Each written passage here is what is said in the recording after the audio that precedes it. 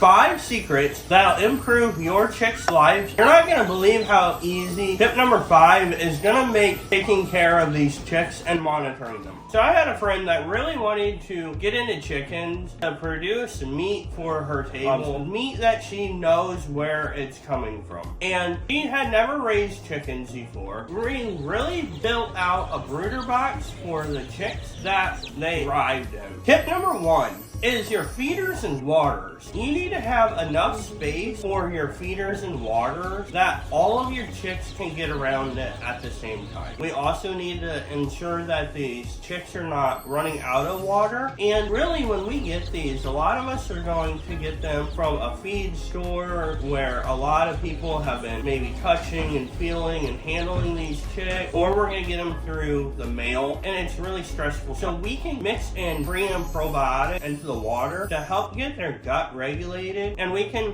either put sugar in the water to entice them to drink the water, or we can add electrolytes to the water to help give them energy. Tip number 2, as they were growing up, they kept kicking the bedding into the water, and so she would always have to clean the water out, dump the water, and of course we want fresh clean water to our chickens, but we also live busy lives, and so raise the water up and raise the feeder up as they grow. And you want the chickens to be kind of stretching to get into the water, so they're adding muscle mass as they're adding size. So an easy way that you can go and you can do this is by adding a block of wood underneath our water and a block of wood underneath our feeder. Just make certain that it's not treated wood, so it's not poisonous. So tip number 3, when we're designing these brooder boxes, you can make them out of cardboard boxes, Rubbermaid totes. Heck, I've even seen water troughs for livestock in custom-made wood boxes. We need to make certain that the edges are rounded so that when our chicks get crowded into the edges, they aren't getting crowded and jammed into a squared box. And unfortunately, sometimes we can go and we can lose chicks to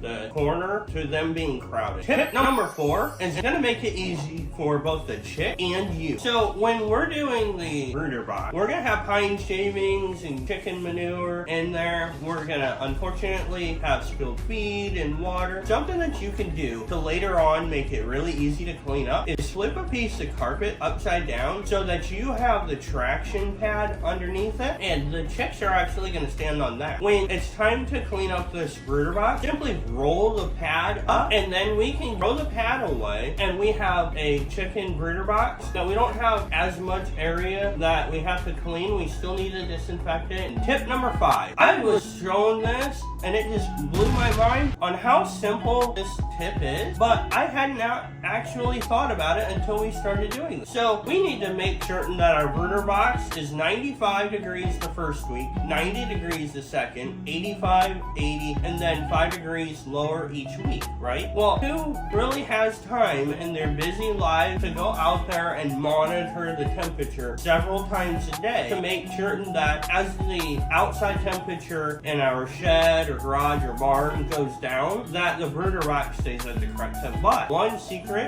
and one tip that I was taught is take the digital thermometers and put the display in your house. So what we're going to do is we're going to put the monitor on the outside rings of the heat lamp, and then we're going to put the display inside so we can just look at our living room and see the temperature of the brooder box.